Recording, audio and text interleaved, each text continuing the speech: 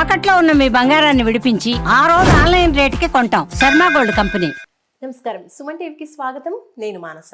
ఈరోజు మనతో పాటు ఉన్నారు ప్రముఖ ఆధ్యాత్మికవేత్త టీకేవి రాఘవన్ గారు. వారితో మాట్లాడదాం. గురుగారు నమస్కారం అండి. నమస్కారం అమ్మా.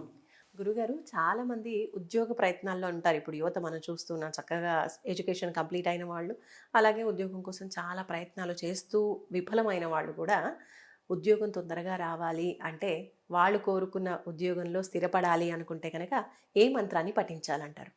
అడిగిన దాంట్లో చిన్న తేడా ఉంది, అది చెప్పాలి. ఒకప్పుడు చదువుకునేవారు విద్యార్థులు, అంచేత ఉద్యోగాలు కొంచెం ఆలస్యం దొరికేవి. ఇప్పుడున్న వాళ్ళు చదువుకుంటున్నారు. వాళ్ళకి ర్యాంకులే తప్ప కాగితాల మీద లోపల ఉండాల్సిందో ఉండట్లేదు. అది ఎందుకు మర్చిపోతారు? అది ఆలోచించండి ఒక్కసారి. అదనమాట. ముందు ఆ ప్రయత్నం చెయ్యండి.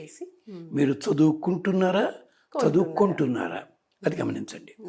తర్వాత మరి ఒకప్పుడు నెలకి 500 వస్తేనే లక్షాధికారి వాడిపోయేది ఉద్యోగం. నిన్నటిదాకా పాకెట్ మనీ అడిగిన వాడికి నెల తిరగకుండా మినిమం 50,000 వస్తున్నాయే. మరి ఉద్యోగం దొరకబడటమా? కాదు. సరే, మంచిదే అడిగారు. దానికి ఉంది తమాషా శ్లోకం ఉంటుంది. అది ఆ శ్లోకం చాలామంది తెలియదు. వెంకటేశ్వర సుప్రభాతంలో ఓ శ్లోకం ఉంది. వెంకటేశ మెడకో తెచ్చుకో, మెడకో తెచ్చుకో అందరు అన్నారు, బాగానే ఉంది. లిస్ట్ చెప్తున్నాడు అన్నంగారాచార్యుల వారు, ప్రతిపాదన అన్నం స్వామి చెప్తున్నారు. ఏమయ్యా, నీ గుమ్మంలోనూ గుర్రము, సింహము, ఏనుగు, గరుత్మంతుడు వీళ్ళంతా ఉన్నారయ్యా. ఏమిటది? దాటీషు తే వేగరాజ, మృగాధిరాజ, నాగాధిరాజ, గజరాజ, హయాధిరాజ. వాహనాల మీద ఎక్కువ స్వామి వస్తుంటే వెంకటేశ్వరం వస్తున్నాడు ఎవడని అంటాడా? గజవాహనం వస్తుంది, అశ్వవాహనం దుప్పతికిపోడు. ఎక్కిన వాడిని ఎవడు పట్టించుకోవట్లే. వాహనాన్ని పట్టి ఎందుకనిట వాళ్ళు నిలబడ్డది ఏమి? స్వస్వాధికారం మహిమాధికం అర్థయంతే. వాళ్ళు నిలబడ్డది నిన్ను ఊరేగించడానికి కాదు, మా అధికారం ఎంత ఉంది కావు చూసుకో అంటే. మనకు ఉద్యోగం వచ్చిందంటే ఉద్యోగం ఇచ్చినవాడు గొప్పతనం పడుతుంది కాదు, మన గొప్పతనం. అందుకు ఈ తమాషా శ్లోకం ఇది. ఈ శ్లోకాన్ని కనుక తప్పనిసరిగా కనీసం 45 రోజులు, గరిష్టంగా 120 రోజులు ఉదయాన్నే లేచి, టైం ఉండదని మాకు అనకండి, ఓపిక ఉంటే టైం ఉంటుంది. 108 సార్లు చదవాలంటే అరగంట కంటే ఎక్కువ పట్టదు. లేదని కుదరదండి, 27 సార్లు చదవండి. చదివి పాపం స్వామికి ఏవో పెట్టక్కర్లేదండి, వడపప్పు అక్కడ పెట్టండి అయ్యా, గ్లాసుడు పాలు కాచి తేనె తుక్కొడేసి పెట్టండి. పిచ్చి తండ్రి జంజాల బాబాయ్ శాస్త్రి గారు వినాయకుడిని చెప్పారు, పచ్చి వడపప్పుకే చేయి చాచడి పిచ్చి తండ్రి అని పద్యం రాశాడు ఆయన. అలాగే స్వామి కూడా ఏమిటి అలా ఇది చెయ్యండి. ఇదొకటి ఓ శ్లోకం, ఇదొకటి తమాషా శ్లోకం. లేదండి మేము ఎప్పుడు నమ్మలేదు కాదు, ఉంది, దానివల్ల ఉంది. రెండోది ఏమిటో తెలుసిన ఇంకో శ్లోకం, ఇది సుందరకాండలో ఉంది. ఇంచేత నీ లోకస్ ఏదైనా కానీ ఫోకస్ ఒకటే ఉండాలి. అది చెప్పడానికి హనుమంతుడు సముద్రం దాడుతున్నట్టు. దేనికి దాడుతున్నాడు? సీత ఎక్కడుందో కనుక్కోవడానికి. మరి వెళ్ళేప్పుడు సముద్రం ఇంతకుముందు ఎవరెవళ్ళు దాటుంటారు వాళ్ళని జ్ఞాపకం చేసుకున్నాడు. వాళ్ళు వెళ్ళిన పద్ధతిలో నేను పెడతా అన్నాడు. వీళ్ళు అనుమానం పెడుతున్నాడు, సరిగ్గా పెడతావు నువ్వు అని చూస్తున్నట్ట. పెడతానయ్యా అంటున్నాడు అక్కడ. ఆ శ్లోకం చూడండి, తతో రావణ నీతాయా సీతాయా శత్రుఘర్షణ ఏష పదమన్వేష్టం చారణ ఆచరితే పది. ఇంతకుముందు చారణలు సిద్ధులు ఎలాగైతే ఆకాశంలో వెళ్ళారో ఆ మార్గంలోంచి నేను వెడతాను అని ఏష సంకల్పించాడు. ఎవరి కోసం? సీతమ్మ కోసం. సీతను ఎవరు పెట్టుకెళ్ళారు? రావణాసుడు పెట్టుకెళ్ళాడు ఆ జాడ కోసం. ఇది చదివినా కానీ ఇది మంచిది. ఇంకోటి ఉంది, కింద కూర్చున్నాడు ఒకడు బాబు అడిగేట, లంకలు 9 ఉన్నాయి, ఏ లంక ఎడతావు నువ్వు చూసుకో జాగ్రత్త.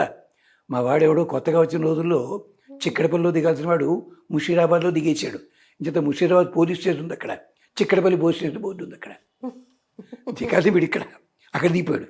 అలా అందుకని ఇంకో శ్లోకం తెలుసా? బాబు యథా రాఘవ నిర్ముక్త శర గచ్చేత్ తత్వద్గమిష్యామి లంకాం రావణ పాలితాం. యథా రాఘవ నిర్ముక్త శర శ్వసన విక్రమ గచ్చేత్ తత్వద్గమిష్యామి లంకాం రావణ పాలితాం. రాముడి బాణం వదిలిపెడితే ఆయన మనస్సును అనుసరించి ఎలాగ చేరుకుంటుందో నేను కూడా 9 లంకలు కాదు, ఏ లంకలో సీతమ్మని దాచాడో రావణాసుడు ఆ లంకకే వెళ్తాను, అంతేకాదు కృష్ణలంక బొబ్బర్లంక వీటికి అది వెళ్ళేది నేను అంటున్నాడు. ఈ 2 శ్లోకాలు కూడా ఉద్యోగం కోసం స్థిరత్వం కలిగిస్తాయి, రక్షణ కలిగిస్తాయి. తప్పనిసరిగా 108 చదవండి, ఒక శ్లోకం వినాను, లేదు 27, లేదంటారా మిగిలిన రోజులు 27 చదవండి. మీ జన్మ నక్షత్రం మాకు తెలియదండి, డేట్ ఆఫ్ బర్త్ ఉంటే అది చూసుకోండి మీరు. ఆ రోజుని మాత్రం 108 సార్లు చదవండి. ఆ రోజున ఇంట్లో కాస్త పాయసం నివేదన చేయించుకోండి. మిగిలిన రోజులు పెద్ద కష్టపడకల్లా దానిమ్మ పండు పెట్టండి నైవేద్యం. పిచ్చి తండ్రి వినాయకుడును ఈయన హనుమంతుడును దానిమ్మ పండు అంటే ప్రాణం వచ్చేస్తుంది వాళ్ళకి. ఎంచేతంటే మన కోరికలన్నీ కూడా దానిమ్మ గింజలు లాంటివి. గింజలు తీసిగానే పొర వస్తుంది, పొర తీస్తే మళ్ళీ గింజలు, మన కోరికలన్నీ అదే బాబుతో. అందుకని బీజాపురం అంటే హనుమంతుడికి వినాయకుడికి అంత ఇష్టము. ఇది చెయ్యండి, క్షేమం కలుగుతుంది. వాళ్ళ పేరుతో పెద్దవాళ్ళు అయితే టైం ఉంటుంది, 100 నిమిషాలు చేయండి, ఖచ్చితంగా జాబ్ వచ్చి తీరుతుంది, ఇష్టమైన ఉద్యోగం వచ్చి తీరుతుంది. మొదటిది ఏమిటి? తతో రావణ నీతాయ. రెండోది యథా రాఘవ నిర్ముక్త శరహ, ఇది సుందరకాండలో మొదటి దాంట్లోనే ఉన్నాయి. మూడోది ఏమిటి? వెంకటేశ్వర సుప్రభాతం దొరుకుతుంది, దాంట్లో 11వ 12వ. చాలామంది 27వ అధ్యాయం 33వ శ్లోకం ఇలా చెప్తారు, నాకు అది అలవాట్లేదు. అచ్చట వెంకటేశ్వర సుప్రభాతంలో ధాటీషుతే విహగరాజ మృగాదిరాజ ఎట్సెట్రా. భగవంతుడా నాకు ఉద్యోగించే నా కోసం కాదయ్యా, మా వాళ్ళందరూ చూసుకోవాలి కదయ్యా అని చెప్పడానికి. అది చాలా మంచి పరిహారం తెలియజేశారు గురుగారు, నమస్కారం. చూసారు కదండి, ఉద్యోగం లేక బాధపడుతున్న వాళ్ళు చక్కగా వాళ్ళు కోరుకున్నటువంటి వాళ్ళకి యోగ్యమైనటువంటి ఉద్యోగం రావాలి అంటే కనుక 3 స్తోత్రాలు గురువుగారు చెప్పారు. వాటిలో ఏదో ఒక స్తోత్రం ప్రతిరోజు కూడా 108 సార్లు, సమయం లేకపోతే 27 సార్లు అయినా సరే తప్పకుండా పఠించి చూడండి. ఉద్యోగం వచ్చే అవకాశం పుష్కలంగా ఉంది అని గురువుగారు తెలియజేస్తున్నారు. చూస్తూనే ఉండండి సుమన్ టీవీ. నమస్కారం.